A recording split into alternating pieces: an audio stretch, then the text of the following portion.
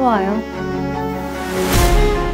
여긴 사생활이라고는 없어요. 멋대로 막 집에 불쑥 들어오기도 하고 그러나요. 다시 한번 찾아오면 그때 내가 죽여버리겠다고 했는데. 나랑 같이 취미생활 한번 해볼래요? 언니는 뭐든 다 알고 있는 사람 같아요. 영화공장 배드 테이스트, 오늘은 또 오래간만에 우리 특별한 손님 모시고 이야기 나눠보는 특별 방송 시간입니다. 저희가 종종 우리 특히 부천국제 판타스틱 영화제 중심으로 정말 괜찮은 장르 영화 만드는 우리 감독님들 출연하셨었는데, 올해도 부천국제 판타스틱 영화제에서 화제가 됐던 작품 감독님이 출연을 해주셨습니다. 그리고 그 영화가 바로 돌아오는 수요일에 개봉을 하기 때문에 지금 시간이 별로 없습니다. 그래서 우리 감독님과 함께 어떤 영화인지 이야기 듣고 또 여러분들에게 추천드리는 시간 마련했습니다. 오늘 저희가 모신 감독님은 바로 8월 30일에 개봉하는 그녀의 취미생활의 하명미 감독님입니다. 안녕하십니까? 안녕하세요. 반갑습니다. 예, 우리 감독님을 또 특별히 부천영화제 우리 올해 출품한 작품들 중에서도 우리 감독님과 감독님의 작품을 소개하는 이유가 우리 감독님과 특별한 인연이 있습니다. 네, 맞아요. 예, 왜냐하면 저희가 매년 부천영화제 특집 방송 하잖아요. 저희가 한 8년, 9년 정도 했는데 제가 감독님한테 항의 메일 받은 게 올해 처음입니다. 아니, 항의 메일은 아닙니다. 그래서 저희 방송에 우리 감독님이 메일로 내 이름이 틀렸다. 내 이름 수정해라. 이렇게 해서 제가 죄송하고요. 나중에 영화 개봉하면 방송 출연하세요. 이러고 답장 보냈더니 정말로 오셨어요. 예. 정중한 이메일을 보냈어요. 예, 정중하게 해주셨죠. 예. 그래서 감독님, 우리 네. 방송 보시는 분들, 들으시는 네. 분들한테 제대로 한번 인사 한번 해주시죠. 네, 안녕하세요. 그녀의 취미생활 감독 하명미입니다. 네. 예, 예, 박수. 네. 예. 밝을명 아름다울 미. 예. 이름에 상당히 집착을 하시는 감독님이. 사실은 그게 아니고요.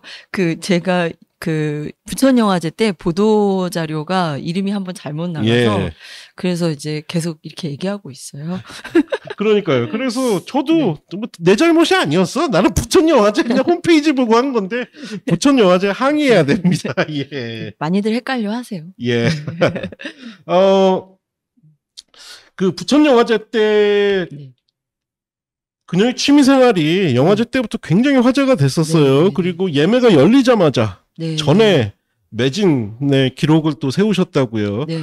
이제 또 영화제가 잘 끝났고 또 영화제 수상도 하셨죠? 네. 어떤 부분 수상하셨죠?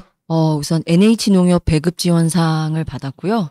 그리고 또 우리 정희서 배우의 배우상을 수상했습니다. 예, 그래서 부천 영화제에 정말 사실 한국 장르 영화가 이렇게 기반이 넓지가 않아서 우리 모은영 프로그래머님 만나면 맨날 그 얘기예요. 프로그램 선정하는 거 너무 힘드시지 않냐고. 예, 근데 매년 정말 이런 보석 같은 영화들이 발견되고 있고 올해 그녀의 취미생활이 그런 영화인 것 같습니다.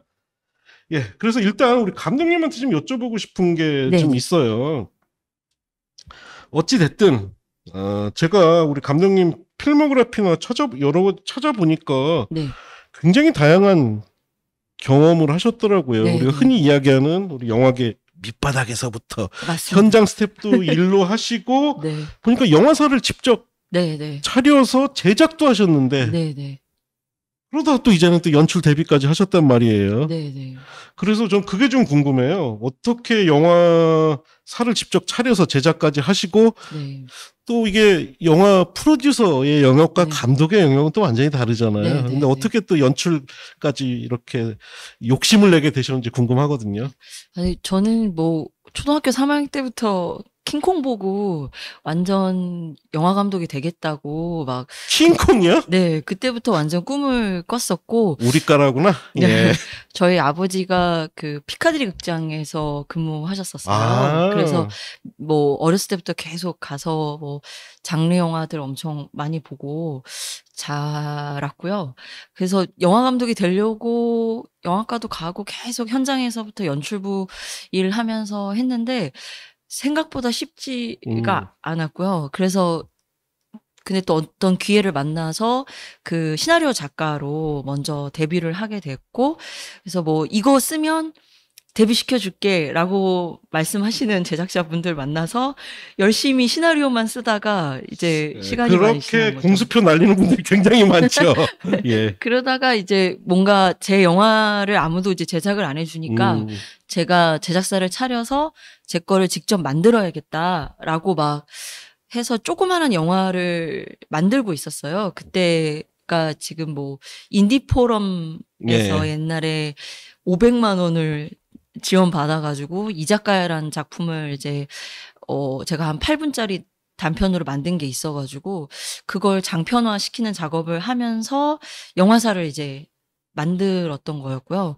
그러던 차에 우연히 소준문 감독님이 그 제가 이제 귀촌한 제주도로 찾아오시면서 해녀 이야기를 이제 만들고 싶다 해서 좀 같이 프로듀싱하고 이렇게 해줄 수 있냐라고 하셔가지고 저도 굉장히 이게 얘기가 너무 매력적이고 좋아서 제가 힘 닿는 데까지 뭔가 해보자 하다가 제작을 먼저 하게 된 케이스입니다. 솔직히 네. 제작하고 네. 프로듀싱 하다가 네. 내가 만들어도 이거보다 낫겠다 싶어서 연출 데뷔한 거 아니세요? 아니요.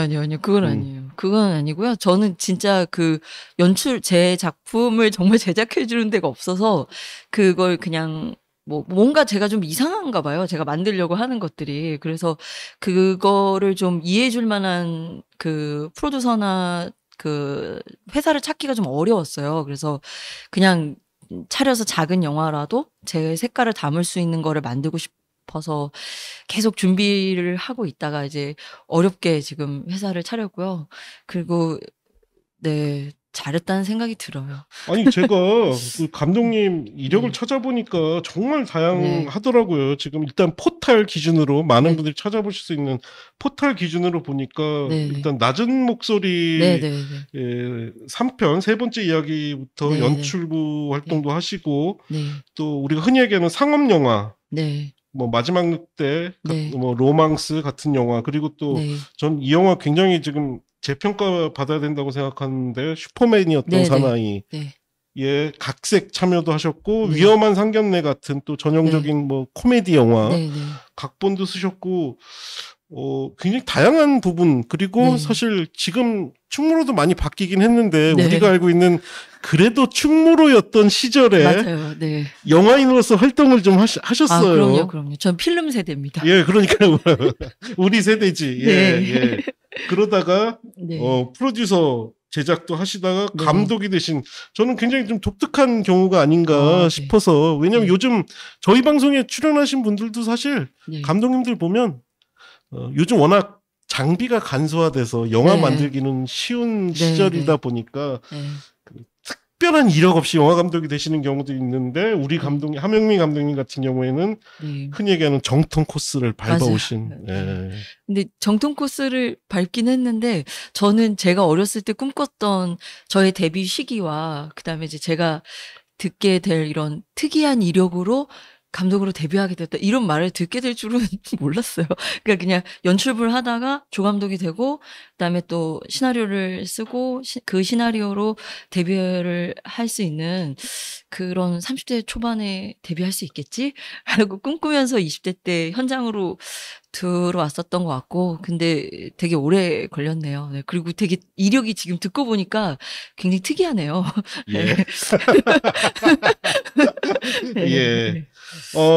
그래서 이제 그녀의 취미생활 데뷔작으로 이제 발표를 하셨는데 어찌됐든 저희가 또 이렇게 모시게 된 이유가 장르 자체가 저희가 또 굉장히 사랑하는 장르다 보니까 또 원작 소설도 사실은 꽤 지명도가 있는 작품이에요. 네. 네. 그래서 일단 이 방송 보시는 분, 들으시는 분들한테 그녀의 취미생활, 네. 이 영화는 어떤 영화다. 네. 한번 이해하기 쉽게 소개를 좀 해주시면 어떨까요? 그녀의 취미 생활은 그 서미애 작가님의 원작 소설, 단편 소설을 영화한 작품이고요. 폐쇄된 공동체 마을 안에 살고 있는 천덕꾸러기처럼 살고 있는 최약체인 어떤 여성이 도시에서 새로 이사 온 어떤 뭔가 강인해 보이는 카리스마 있는 언니와 만나게 되면서 벌어지는 미스테리 범죄 스릴러 영화입니다. 근데 이게 저희가 전형적으로 이제 좀 생각하는 스릴러 영화의 장르의 색과는 조금 다른 약간 한낮의 악몽을 다루는 그런 좀 아름답고 잔혹하고 조금은 서늘하면서도 뭔가 이상하게 위로가 되는 그런 작품이라고 할 수 있습니다. 그리고 제가 다른 방송에서도 들었는데 사실은 아까 말씀하신 네. 원작 소설도 그렇고 우리 네. 감독님도 또 공포영화 저는 매니아시고 너무너무 좋아합니다. 장르 영화들 중에서도 뭐 공포영화 같은 경우는 보고 있으면 왜 이렇게 위로가 되는지 모르겠어요. 누가 이렇게 막 소리 지르고 이러는 네. 것 자체가 제가 그 코미디 작품을 좀 주로 많이 각색을 했었고요. 근데 이제 코미디하고 호러는 같은 선상에 있다고 생각하거든요. 사람들의 어떤 즉각적인 어떤 체험의 감정 상태를 바로 이렇게 알 수 있고, 저는 그런 솔직한 반응들을 볼 때 창작자로서 되게 기쁘고 좋고 그런 게 있어가지고. 뭐 주변 사람들을 이렇게 음. 죽이고 싶은 마음이 아니요. 대리 감정은 아니고요. 전혀 그런 거 예. 아니고요. 그냥 저는 좀 호러 영화들도 다른 재미의 코미디로 보고 있어요. 그렇죠. 예. 그래서 그게 저한테 주는 게 너무 커가지고 지금도 이렇게 뭔가 이렇게 날파리가 저를 근데 이것도 왜 이렇게 코미디 같은 예. 상황인지 모르겠는데, 근데 그런 거를 너무 좋아해서 호러 영화를 많이 좋아합니다. 네. 각색 우리 담당하신 또 작가님도 공포영화 전문으로 네네. 많이 쓰시는 작가님이시죠. 네네. 예. 이용현 작가님을 사실 제가 처음 만나 뵌 게 제 첫, 그러니까 좀 엎어진 영화긴 한데, 첫 상업 영화 연출부 사무실에 이제 딱 출근하려고 한 날, 그분은 그 작품의 작가로서 그만두는 날이셨어요. 예. 그래서 이제 우연히 같이 만나서 어느 호프집에 가가지고 이렇게 맥주 한 잔 마셨던 기억이 있고, 저는 이제 그분의 어떤 그때 그 이상한 서늘함?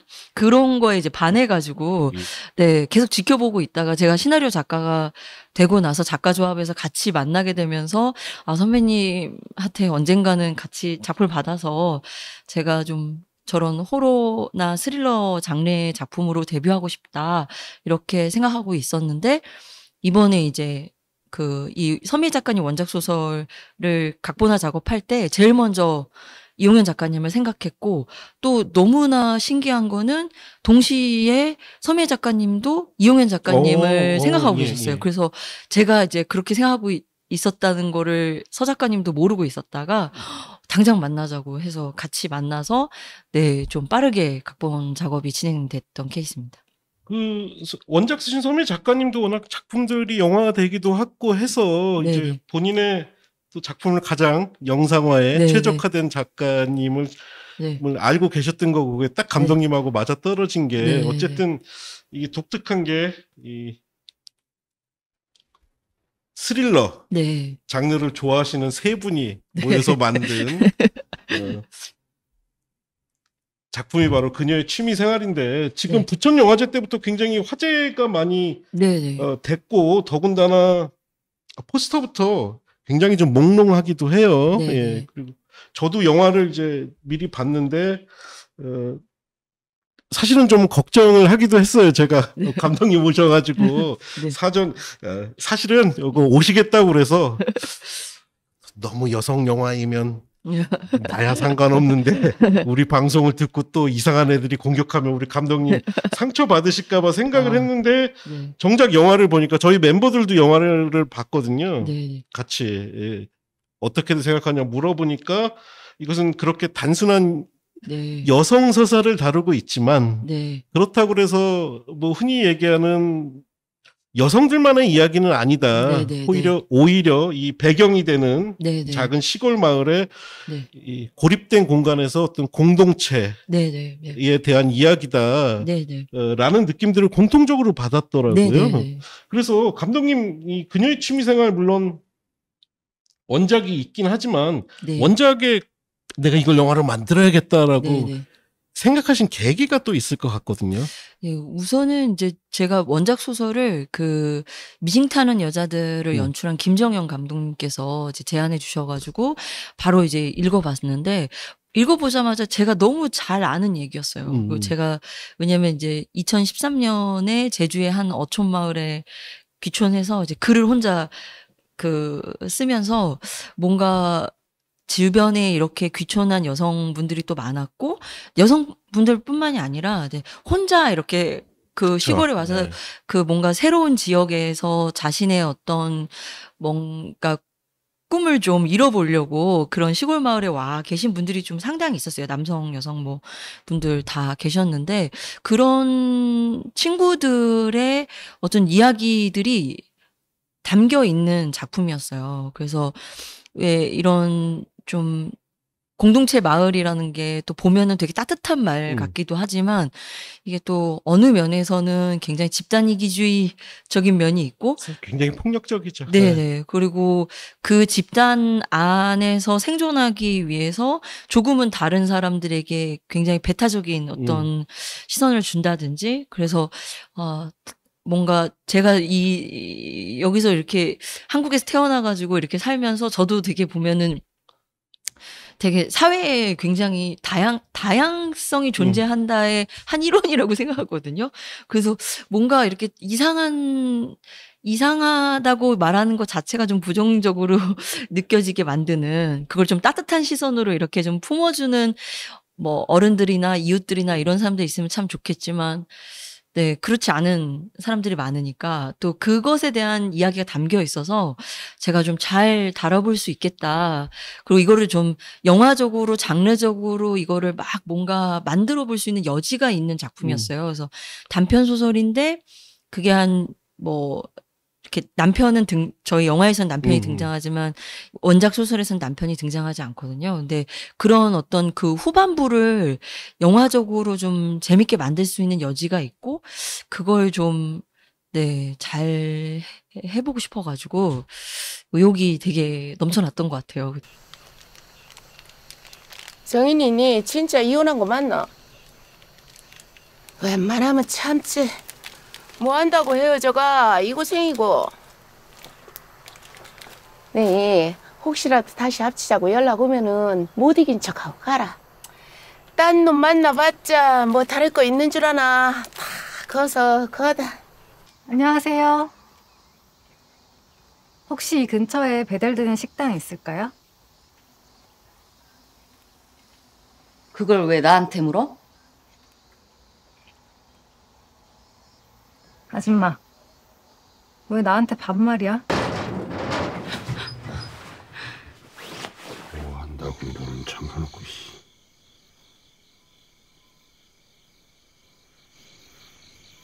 정인아,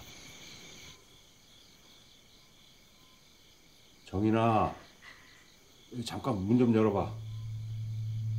너랑 의논할 게 있어서 그래. 내일 얘기하시면 안 돼요? 왜? 너 어디 아프냐? 아니요, 지금 시간도 늦었고 좀. 저희 멤버 중에 한 명이 영화를 네. 보고 저한테 그 이야기를 하더라고요. 저도 저희 멤버지만 제가 굉장히 놀라운 해석이라고 생각을 한 게 뭐냐면 그녀의 취미 생활을 보고 나니까 우리가 인간적이고 사람 사는 이야기라고 그냥 보아왔던 네. 정말 유서 깊은 드라마 전원일기에 네. 현실 버전이다. 21세기식 네. 해석인 것 같다라고 네네. 이야기를 하더라고요. 그게 이제 와서 보면 그게 얼마나 우리가 폭력적이고 공동체에 네. 우리가 그냥 넘겨왔던 아무도 문제시 하지 않았던 문제인지를 이 영화를 보고 오히려 네. 느끼게 됐다라는 이야기를 하더라고요. 네. 그런 부분이 확실히 감독님이 좀 의도가 네. 있으셨던 것 같아요. 네, 맞아요. 그래서 저 지금 전원일기 얘기해 주시니까 너무 지금 뭐 그냥 반가운데요. 왜냐면 저도 이제 이 작품을 준비를 하면서 새벽에 이렇게 케이블 방송을 막 보는데 전원일기가 아. 하는 거예요. 근데 되게 예. 어렸을 때 봤을 때랑 다르게 엄청 다른 시선으로 이렇게 맞아요. 보게 되더라고요. 그래서 네, 그런 지점이 또 서늘하게 또 느껴지는 지점들이 있어서 네, 흥미롭게 느껴지네요. 지금 말씀해 주시는 게. 예. 이제 그녀의 취미 생활을 보면 이제 그런 식의 폭력적인 묘사들이 나오죠. 그 시골이라서 누구나 이제 문제시 삼지 않았지만 이 영화 속에 한 이제 남성 등장인물은 성범죄자죠. 네네. 그래서 그 뭐죠? 전자 발찌. 발찌를 차고 있고 네. 근데 이제 그것에 대해서 우리 여주인공이 뭐 잠자리에 관한 농담들을 거리낌 없이 그것도 네. 부녀회장님들. 동네 안악들이죠. 네네. 그분들이 뭐 그런 식의 이야기를 한다던가 혹은 뭐 이런 성적인 부분 이런 거에 대해서도 그냥 네. 아무도 그냥 뭐 문제 제기 없이 네. 그냥 일상적인 언어 유희로서 대하는 네, 부분 네. 이런 부분들이 네, 굉장히 좀 날카롭게 지적됐다는 네. 생각이 좀 들어서 네. 확실히 감독님이 접근 방식이 좀 남달랐구나. 네. 그래서 원래 그 저희 멤버가 감독님한테 해달랬던 질문은 이제 네. 감독님이 대답하셨는데 이런 시골 마을 생활하셨냐는 질문을 네네. 꼭 네. 드려달라고 그러더라고요. 저는 어쨌든 그 제주에서 뭐 생활한 지는 한 10년 됐고요. 물론 이제 중간에 영화 작업하면서 서울하고 제주하고 이렇게 지금 오가면서 이제 지내고 있지만 제 2의 고향이라고 할 정도로 제주를 사랑하고 제주에서 생활한 지는 한 10년 됐어요. 그리고 그 마을에서 이제 지낸 게 10년이지만 거기서 좋은 어른들도 만나고 또 굉장히 또 제가 그 마을의 최약체로서 숨을 굉장히 이렇게 살살 쉬면서 살고 있는데 어느 날 서울에 와서 깨달았어요. 내가 되게 평소에 숨을 몇 년 동안 살살 쉬면서 살고 있었구나.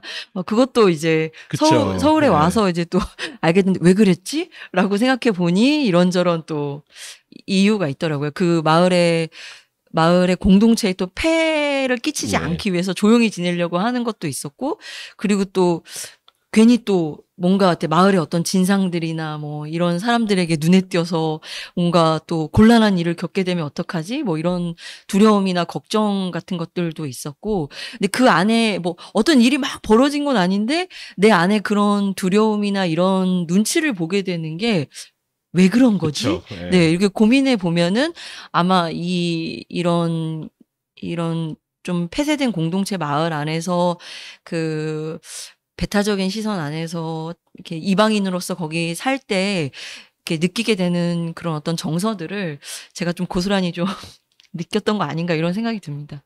네. 그리고 그러니까 제가 이 영화를 보면서 굉장히 끔찍했던 순간 혹은 감독님이 그렇게 느끼셨을 거라고 생각되는 지점들이 이제 그런 것들이에요. 네. 우리 시골 가면 아무도 그 대문 같은 거 안 걸어 잠그잖아요. 그래서 내 집인 양 누구나 특히 이 영화 속에서는 홀로 살고 있는 여성이 살고 있는 집인데 그냥 자연스럽게 뭐 문 열고 드나드는 거에 대한 거리낌이 없는 것들 이런 것들이 흔히 이야기하는 뭐 이제 어떻게 보면 시골만의 정서일 수 있는데 사실은 그게 누군가에게는 굉장히 폭력적이고 억압적인 공포의 행위로서 다가올 수 있다.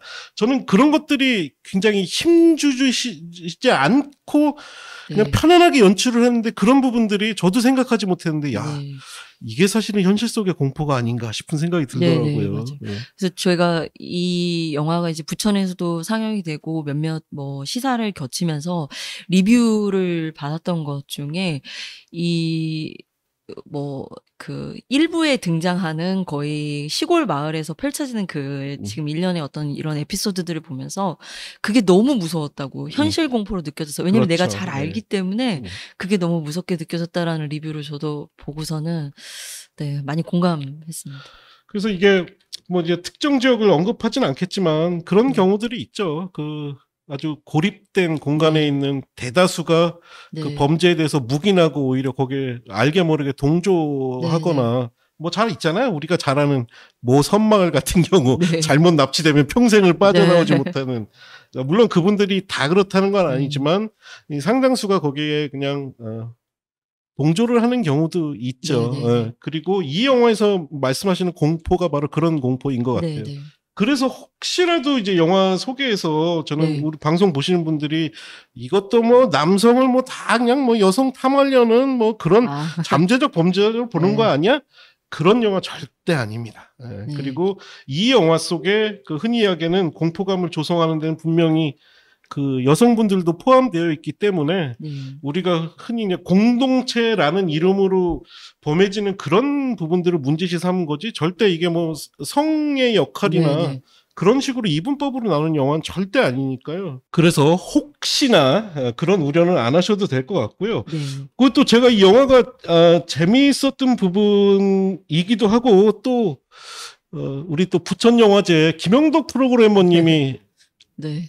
우리 또 그녀의 취미 생활을 보고 한국의 천상의 피조물들이 나왔다라고 말씀을 해주셨는데 네.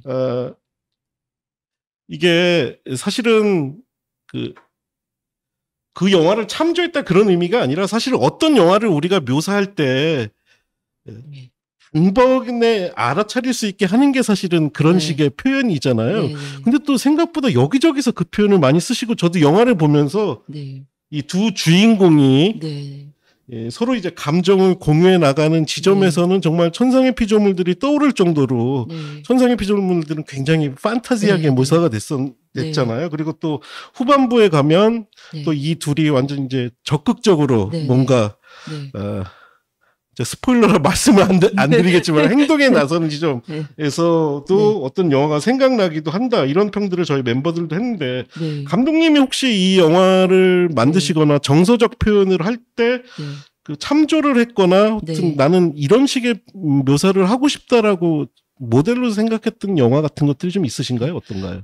네, 우선은 김영덕 프로그래머님이 그 천상의 피조물 얘기하시면서 말씀해줬을 때 너무 좋았어요. 너무 막 애기처럼 막 너무 좋아했는데 그게 왜냐면 제가 피터 잭슨 감독님 너무 팬이고 그다음에 천상의 피조물이라는 작품을 20번 넘게 볼 정도로 DVD도 가지고 있거든요. 근데 너무너무 좋아하는 작품이었고 거기서 이제 뭐 예를 들면 주인공들의 뭐 천상의 피조물에 얘기하자면 또 2시간, 3시간 갈 수 있을 정도로 그 주인공들의 감정 상태를 막 표현하는 그런 카메라 워크라든지 뒤에 뭐 판타지로 보여지는 장면들 이런 거를 어려서부터 너무너무 좋아하고 애정했던 작품인데 저 영화 보시고 그렇게 말씀해 주셔서 그게 무의식이 또 뭔가 반영이 되었나 막 그걸 막 생각하지는 않았는데 근데 뭔가 영향받은 것들이 있을 수 있겠다 그리고 그거를 또 알아봐 주시는 분이 계시구나 해서 되게 기뻤고요.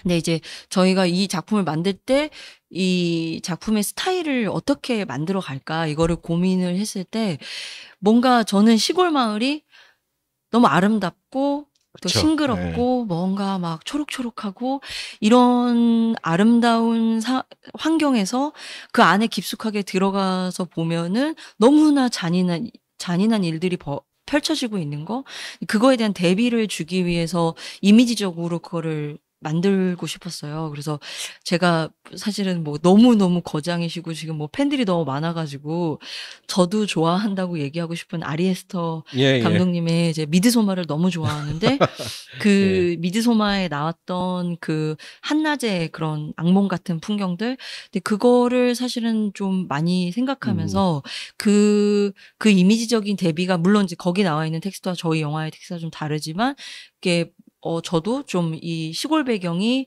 아름답고 막 빛나고 뭔가 막 윤술도 막 밤에 막 빛나고 이런 상황이지만 그런 상황일 때 슬픈 일이 벌어지거나 마음이 서글퍼지면 더 슬프잖아요. 그렇죠. 그래서 네. 그런 감정을 좀 극대화시킬 수 있는 대비 지점이 될 수 있겠다라고 생각해서 네, 그렇게 만들었습니다. 그러다 보니까 이 영화에 네. 등장하는 상당수의 배경 인물과는 다르게 영화 자체는 굉장히 네. 아름답기도 하고 네, 네. 더군다나 일부러 이제 네. 두 주인공의 의상을 네, 네. 신경 써서 하신 게 네, 네. 굉장히 몽환적이면서도 사실상 저는 이게 굉장히 동화적인 느끼면서도 네, 네. 이곳 자체가 비현실적인 공간처럼 느껴지기도 했거든요. 네, 네. 그리고 저희 이제 멤버 또 한 분이 이 질문을 꼭 해달라고 요청을 하셨는데 저희가 다 영화를 보면서 뭐 당연히 그걸 이끌어 나가는 정인 캐릭터도 네. 있지만 혜정 캐릭터가 오히려 네. 그 모호함이 주는 네. 해석의 여지가 많다는 네, 생각을 했거든요. 네. 그래서 이게 스포일러라 자세히 말씀을 드릴 수는 없지만 네. 오히려 혜정은 굉장히 현실에 없을 것 같은 여성으로 네, 느껴졌다. 네. 라고 이야기를 하더라고요. 그래서 저는 혜정 캐릭터 그리고 네. 또 하나는 혜정의 의상에 주목한 사람들도 있어요. 네, 네, 현대 의상 같지 않다라는 네, 표현을 누가 하더라고요. 네, 네. 그래서 혜정 캐릭터에 대해서 지금 이 영화를 보시고 나서 많은 분들이 이 영화를 해석할 때 혜정 캐릭터에 좀 주목할 것 같거든요. 네, 네. 그래서 감독님의 의도가 좀 궁금해요. 어떻게 네. 만드셨는지. 그 원작 소설에는 혜정 언니에 대한 얘기가 많이 감춰져 있어요. 그리고 정인의 시선으로 이렇게 동경의 대상으로 묘사가 되어 있고, 그래서 이 언니를 어떻게 보면은 뭐 지금 보신 분들은 현실적이지 않은 캐릭터라고 이제 보신 의견이신데, 오히려 저는 이제 이 혜정이란 캐릭터를 땅에 붙이려고 되게 많이 노력을 했고, 그래서 입체화시키려고 되게 많이 노력했어요. 영화에 할 때는. 그래서 뭔가 이 언니의 행동과 이 언니의 의상과 뭐 여러 가지 이 언니가 살아온 어떤 삶의 궤적들 이런 것들이 일반 저희 현대사를 살고 있는 여성들의 삶을 막 이렇게 일반적인 삶을 다루고 있지는 않으니까 되게 장르적인 삶이잖아요. 그렇죠. 어떻게 보면. 예. 근데 이 언니의 감정은 진짜로 느꼈으면 좋겠고 이 언니가 겪었던 어떤 그런 어두운 시간들에 대해서는 사람들이 인간적으로 뭔가 연민을 느꼈으면 좋겠다라고 하는 게 제일 처음 가지고 갔던 기저예요. 캐릭터에 대한. 그래서 그걸 집중적으로 이제 만들었고요. 그리고 이제 뭐 의상이나 뭐 또 이런 말투, 어투 이런 거는 조금은 이렇게 어떻게 얘기되나 모르겠는데 우리 배드테이스트 네, 독자분들을 위해서는 얘기할 수 있지 않을까 생각이 드는데요. 약간 꿈속에 존재하는 인물처럼 보여주고 싶었어요. 그래서 약간 어투라든지 억양이라든지 의상이라든지 이런 것들이 어떤 정인의 동경의 어떤 이 마음속에 있는 그 캐릭터의 모습으로 보이려고 많이 노력을 했습니다. 그래서 아마 이 영화를 보시고 나면 네. 저는 또 그 영화 담론에 관심 있으신 우리 관객들이라면 혜정 캐릭터의 해석에 있어서도 굉장히 여러 가지 의견이 나올 수 있을 것 같다라는 생각이 좀 많이 들었고 또 워낙 김연아 배우님이 우리 뭐 대중 상업 영화나 독립 영화 오가면서 정말 대단한 배우가 이 아주 미스테리하면서도 묘한 캐릭터를 굉장히 잘 연기해 주셨다는 생각이 들었고요.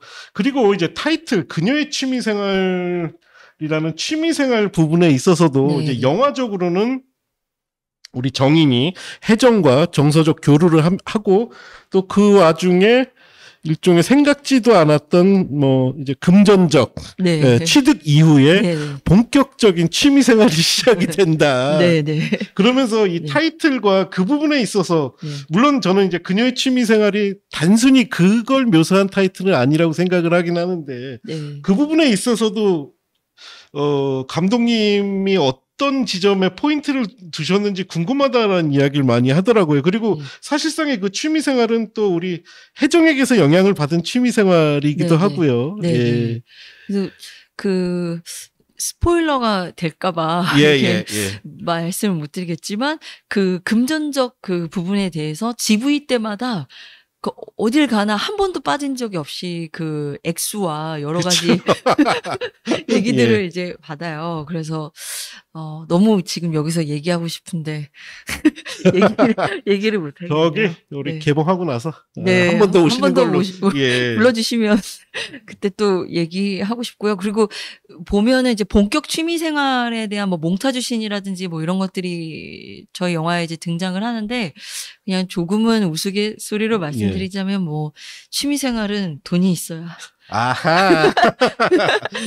예, 할수 맞아요. 있는 거고. 예, 사실 그 부분이 네. 우연찮게 사건들이 겹치는 게 아니라 네. 그렇게 딱 말씀하신 부분이 맞아 떨어지는 거죠. 네. 예. 그리고 사실은 원작에 이제 좀 많이 담겨 있지만 정인의 취미 생활이 뭐였는지가 그 뒷부분에 나오잖아요. 예, 그래서 예. 그 뭔가 자기만의 취미를 만들어냈던 시간들이 있고 이제 그걸 이제 완전히 발화시키는 장면이 저희 영화 속에서는 예. 네, 후반부에 등장합니다. 예. 그리고 또 이 영화는 네. 배우들이 또 차지하는 네. 비중이 굉장히 크고 우리 정희석, 김혜나 두 배우가 네. 없었더라면 네. 정말 큰일 날 뻔했구나 싶을 정도로 기가 막히게 캐스팅을 잘 하셨어요. 네. 두 배우 캐스팅 과정도 좀 궁금하거든요. 저는 생각을 해본 게 사실 그녀의 취미생활 저희 영화도 스릴러지만 사실 그 어떤 잔인한 어떤 상황들에 집중을 하지 않아요. 맞아. 네. 나 그거 너무 네. 좋아. 그런 거에 집중을 하지 않고 이제 정인과 혜정의 어떤 그런 감정들 그런 거에 더 집중을 이제 할 수 있는 영화다 보니까 그런 감정선을 따라가는 게 뭔가 저희 영화만이 가질 수 있는 매력이지 않을까라는 생각을 맞아. 해봤어요. 그러니까 스릴러 싫어 이런 사람도 볼 수 있는 영화. 왜냐면 정말 우리 정인이가 어떻게 강해져 가는지 지켜봐 주셨으면 좋겠어요. 그녀의 취미생활을 보면 정인이라는 인물이 되게 변화를 하거든요. 네, 그런 변화를 지켜보는 것도 되게 재미있을 것 같아요.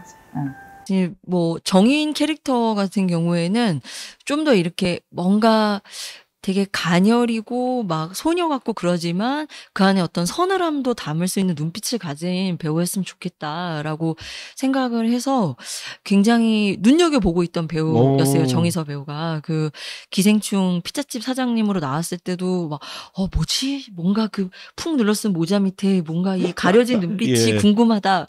막 이렇게 생각을 했었는데 마인이라는 드라마에 출연한 걸 보고서는 거기서 가지고 있는 굉장히 그런 다양한 감정들, 다양한 표정들을 그 드라마에서 보고서는 언젠가 같이 한번 일해보고 싶다 이렇게 생각했는데 저희 또 우리 양영희 프로듀서님께서 그 프로필을 건네주셨는데 이 배우 너무 예. 좋아요. 당장 만나고 싶어요 해서 이제 그 시나리오를 보내드렸고 바로 이서 배우가 그 작품을 너무너무 좋아해 줬어요. 너무 해보고 싶다고 그러면서 찾아왔었는데 그 이서 배우 보자마자 그냥 바로 만나자마자 캐스팅하고 싶다라는 생각이 들었던 게 너무 밝고 햇살 같은 거예요. 개구쟁이 같고 막 이런 영화하고 면모도 또 완전히 있고. 다르네요. 네, 근데 저기서 저걸 그냥 싹 걷어내면 너무 슬프겠다. 맞아요. 네, 네. 그런 생각이 들게 해줘가지고 네 캐스팅하게 됐고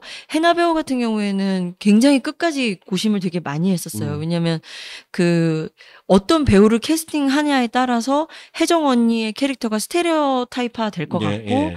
또 어떤 조금은 좀 대비되는 면들이 좀 있었으면 그쵸. 좋겠는데 그게 이제 그 우리 김혜나 배우가 가지고 있는 워낙 착하잖아요. 그리고 눈빛이나 이런 그 가지고 있는 목소리라든지 이런 것들이 너무 서정적이고 되게 선하고 이런 면들이 있는데 이런 모습이 혜정 언니 캐릭터를 연기했을 때 보면 이렇게 착한 여자가 뭐 때문에 이렇게 흑화됐을까를 떠올리게 해줄 것 같은 생각이 들어서 예, 해나 배우를 캐스팅하게 됐습니다. 이 혜정 캐릭터가 이게 자칫 잘못하면 정말 너무 비현실적으로 네네. 느껴질 수도 있고 네, 그렇기 때문에 정말 아주 탁월한 캐스팅이었다는 생각이 들고요. 네, 이제 영화 보시는 분들한테 뭐 간략하게만 소개를 드리자면 네, 뭐 그런 식의 정말 연기가 돋보이면서 감독님 연출 잘하셨다고 생각이 되는 게 하여튼 동네에 이제 못된 놈이 있어요. 그래서 이제 정인이가 혜정이한테 언니 그 남자 조심해. 혜정이가 이제 그 남자 뭐다. 네. 이런 장면들이 굉장히 연기 너무 잘하시는데요.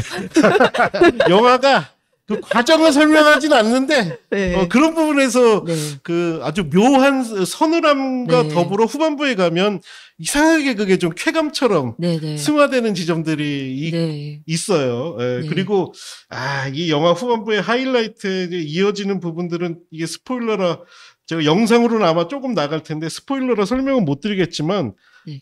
어쨌든 두 여자가 합심을 해서 네. 이 공동체에 네. 파란을 일으키죠. 네. 근데 그 부분에 있어서 많은 분들이 묘한 쾌감을 느꼈다.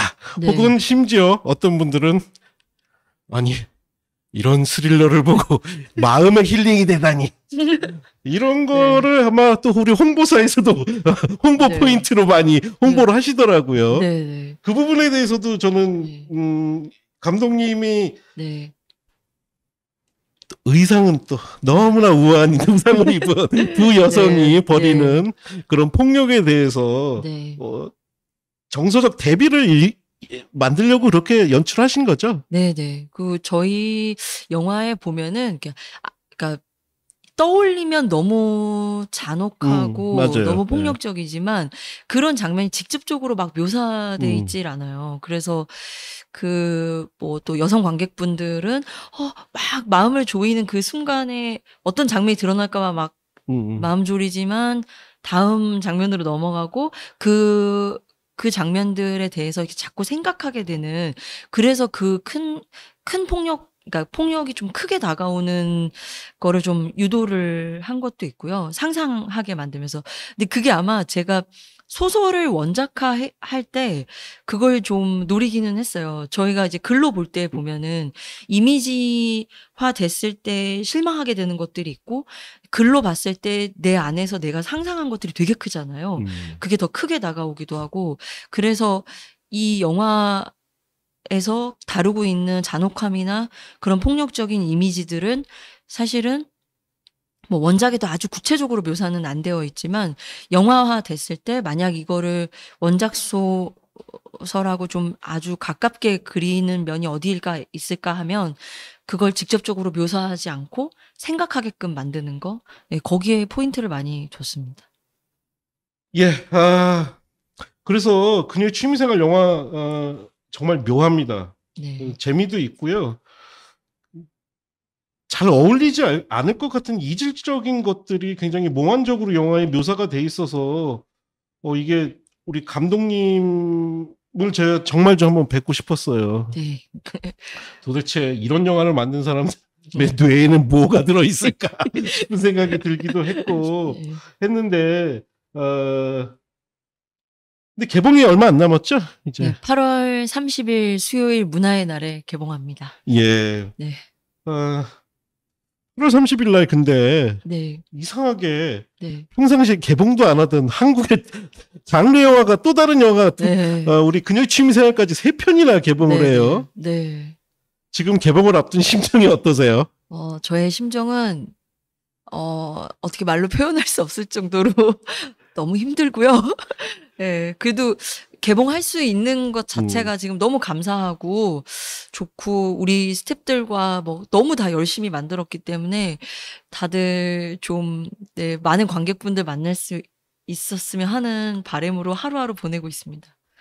네. 예, 아이고 8월 30일 날 개봉합니다. 정말 많은 이제 일단은 아직 상영관도 이제 조만간 확정이 될 텐데 많이 보실 거라고 생각되고요. 영화 정말 좋습니다. 고급스럽고요.